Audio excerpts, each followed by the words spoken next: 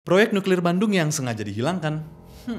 Banyak yang nggak sadar kalau Bandung pernah jadi pusat program nuklir rahasia di Indonesia. Sudah kehendak Tuhan, Indonesia akan segera memproduksi bom atomnya sendiri. New York Times sampai nulis kalau Cina setuju bantu Indonesia secara rahasia. Poros Jakarta-Peking bukan lagi sekedar teman tapi mesra, tetapi udah mau menjadi aliansi nuklir.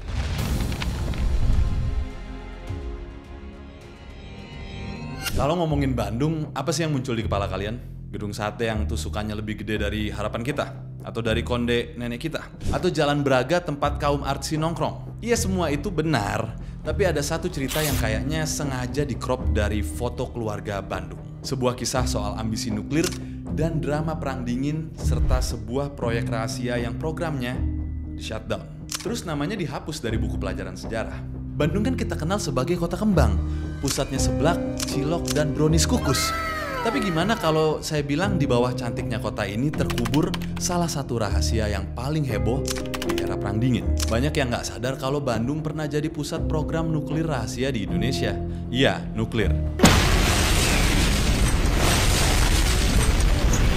Kita bakal jadi detektif dadakan, menelusuri jejak reaktor nuklir pertama di Bandung, dan ngintip kenapa ambisi atom Bung Karno harus dikubur hidup-hidup. Kenapa proyek yang katanya bakal bikin Indonesia jadi jagoan dunia malah berakhir senyap kayak grup WhatsApp keluarga.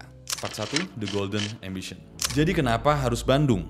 Kenapa nggak Tegal atau Palembang atau ya kota lain lah? Buat mengerti, kita harus naik mesin waktu ke tahun 50-an atau tahun 60-an. Ini era di mana Presiden Soekarno dengan semangat 45-nya pengen bikin Indonesia jadi mercusuar dunia. Di tengah dunia yang lagi sibuk berantem antara geng Amerika dan geng Soviet, Bung Karno tahu kalau mau disegani kuncinya cuma satu, kuasai sains dan teknologi. Waktu itu, dunia lagi demam sama satu kata ini, atom.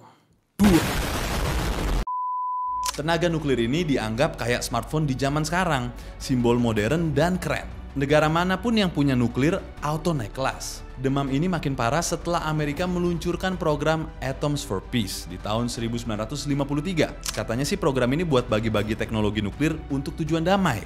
Riset, medis, listrik, ya biar orang lupa sama seremnya bom atom. Experts would be mobilized to apply atomic energy to the needs of agriculture, medicine, and other peaceful activities. A special purpose would be to provide abundant electrical energy in the power-starved areas of the world. Tapi bagi Bung Karno, ini kayak dapat voucher diskon gede-gedean. Indonesia harus ikutan. Langkah pertama dimulai tahun 1954 dengan dibentuknya Panitia Penyelidikan Radioaktivitas dan Tenaga Atom. Namanya ribet ya.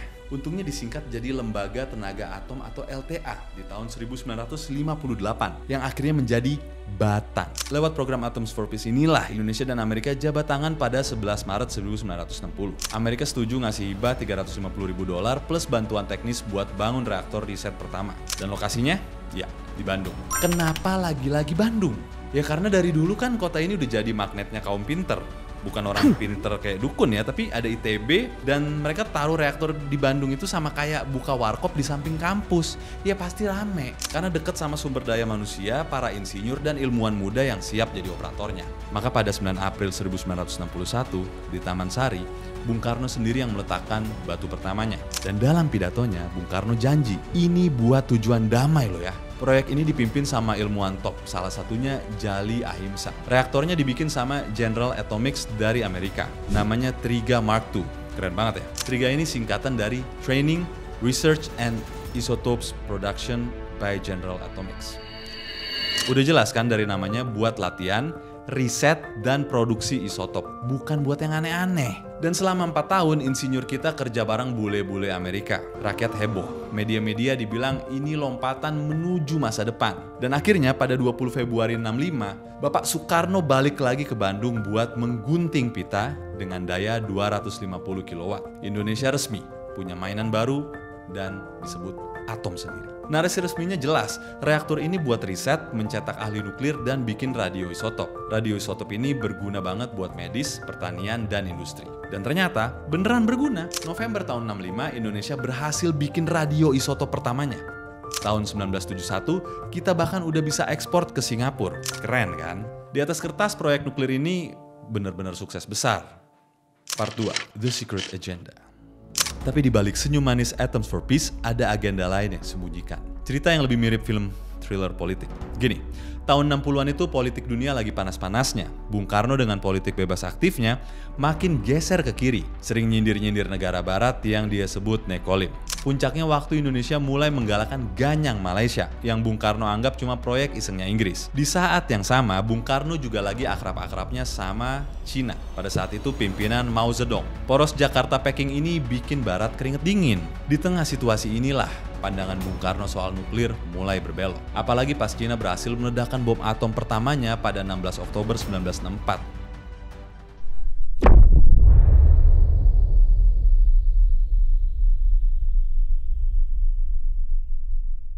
Ini kayak ngasih ide buat Bung Karno. Ternyata bangsa Asia bisa juga bikin senjata sakti mandraguna. Dan kebetulan banget, reaktor Bandung berhasil nyala cuma sehari setelah Cina ngetes bomnya. Kebetulan yang mencurigakan, bukan? Dan bagi Bung Karno, nuklir bukan lagi cuma buat ngobatin kanker atau nyuburin padi. Nuklir adalah soal harga diri dan kekuatan buat ngegas di panggung dunia. Dia sadar kalau mau ngelawan nekolim, nggak bisa cuma modal bambu runcing. Februari tahun 1965, baru beberapa hari reaktornya diresmikan, Direktur Pengadaan Senjata Angkatan Darat Brigjen Hartono tiba-tiba bikin pengumuman heboh. Katanya, 200 ilmuwan Indonesia lagi sibuk bikin bom atom dan bakal dites pada HUT ABRI 5 Oktober 1965. Tentu aja warga Amerika dan Australia ketawa karena menganggap ini cuma gertakan doang. Mereka tahu reaktor di Bandung itu kekecilan buat bikin bahan bom. Tapi ternyata ini bukan gertakan kosong. Bung Karno diam-diam mencari bantuan. Proyek di Bandung memang dibiayai Amerika, tapi di belakang Bung Karno juga lobi-lobi Soviet dan yang paling penting Cina. New York Times sampai nulis kalau Cina setuju bantu Indonesia secara rahasia. Poros Jakarta-Peking bukan lagi sekedar teman tapi mesra, tetapi udah mau menjadi aliansi nuklir. Puncaknya pada 24 Juli 1965 di Bandung, kota tempat reaktor damai itu berdiri, Bung Karno pidato. Sudah kehendak Tuhan, Indonesia akan segera memproduksi bom atomnya sendiri. Wow, ini bukan lagi jadi gertakan tapi pengumuman resmi dari Presiden. Tujuannya apa? Ya biar Malaysia dan teman-temannya mikir dua kali. Nah disinilah proyek nuklir Bandung punya dua muka. Di satu sisi, dia anak manis program Atoms for Peace Amerika. Tapi di sisi lain, dia menjadi bahan bakar buat ambisi militer Bung Karno yang disponsori Cina. Amerika yang tadinya ngasih duit, sekarang jadi pusing tujuh keliling. Proyek yang mereka danai bisa-bisa malah dipakai buat bikin senjata yang ngancem teman-teman mereka sendiri. Intelijen CIA langsung pasang mode siaga. Proyek kebanggaan mereka sekarang jadi sumber was-was mereka. Part 3, The Shutdown.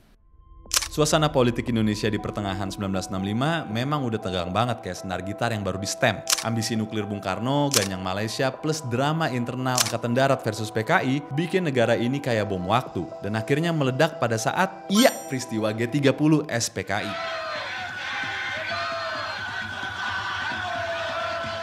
Malam itu mengubah semuanya. Politik jungkir balik. PKI yang jadi bestinya poros Jakarta-Peking dibubarkan. Kekuasaan Bung Karno pelan-pelan habis. Dan muncullah Pak Harto sebagai the new big boss. Arah politik luar negeri langsung putar balik 180 derajat. Rezim Orde Baru yang tadinya anti Barat, sekarang menjadi pro-Barat. Damai sama Malaysia, konfrontasi selesai, dan Indonesia kembali pelukan sama Amerika. Di situasi baru ini, ambisi bom atom Bung Karno jadi kayak barang rongsokan aja gitu. Proyek senjata nuklir yang mau dibantu Cina jadi hal yang haram hukumnya buat dilakuin. Dan buat Orde Baru yang butuh duit dan restu dari Barat, nerusin proyek berbau komunis ini sama aja bunuh.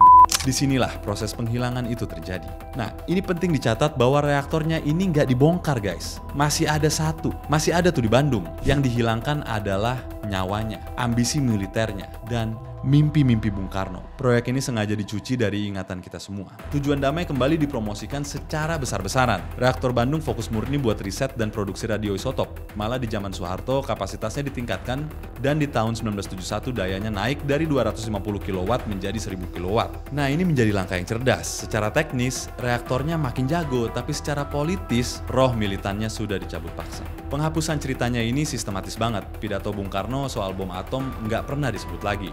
Rencana main mata nuklir sama Cina dianggap nggak pernah ada. Buku-buku sejarah Orde Baru fokus ke pembangunan ekonomi, sementara proyek-proyek hebohnya Bung Karno dianggap petualangan yang nggak penting. Jadi proyek nuklir Bandung nggak hilang fisiknya, tapi cita-citanya sengaja dipadamkan. Cerita tentang Indonesia yang hampir punya bom atom dikubur di bawah cerita baru tentang pembangunan. Ibaratnya, badannya dibiarin hidup, tapi jiwanya udah nggak ada. Keputusan ini bagi Orde Baru sangat masuk akal. Mereka menukar ambisi nuklir dengan stabilitas politik dan kucuran dana. Sebuah barter yang membentuk Indonesia selama 32 tahun ke depan. Part 4, The Legacy and Conclusion.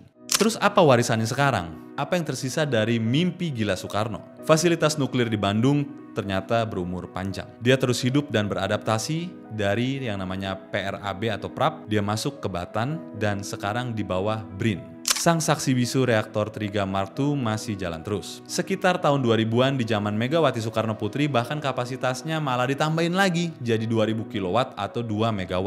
Ganti nama menjadi reaktor Triga 2000. Selama lebih dari setengah abad, reaktor ini udah mencetak banyak ahli nuklir dan bikin radioisotop yang nggak kehitung jumlahnya. Kedokteran nuklir di Indonesia itu akarnya ya di Bandung. Cuma ironisnya, tujuan damai yang dulu cuma buat kedok, malah sekarang jadi warisan utamanya yang paling bermanfaat. Dan belum lama ini, babak baru dimulai. Di awal 2023, BRIN mengumumkan rencana buat pensiunkan reaktor Triga 2000 di Bandung. Alasannya logis, fungsinya udah sama kayak reaktor lain yang lebih muda dan gede di Serpong. BRIN mau fokus ke teknologi yang lebih baru. Keputusan ini jadi penanda akhir sebuah era. Sang pelopor akan segera diistirahatkan. Nah, kalau kita mikir-mikir lagi, muncul pertanyaan besar nih. Apa dengan mematikan ambisi nuklir Soekarno, Indonesia bisa kehilangan momen? Atau mencoba kalau sejarahnya berbeda, Indonesia sekarang jadi negara adidaya teknologi kali ya? Atau jangan-jangan keputusan Orde Baru itu udah tepat menghindarkan kita dari perlombaan senjata yang mahal dan berbahaya? Nggak ada jawaban yang mudah, tapi yang jelas, kisah proyek nuklir Bandung ini jadi cermin buat kita. Ia menunjukkan betapa sains, teknologi, dan politik itu bisa saling terkait erat kayak kabel headset di kantong.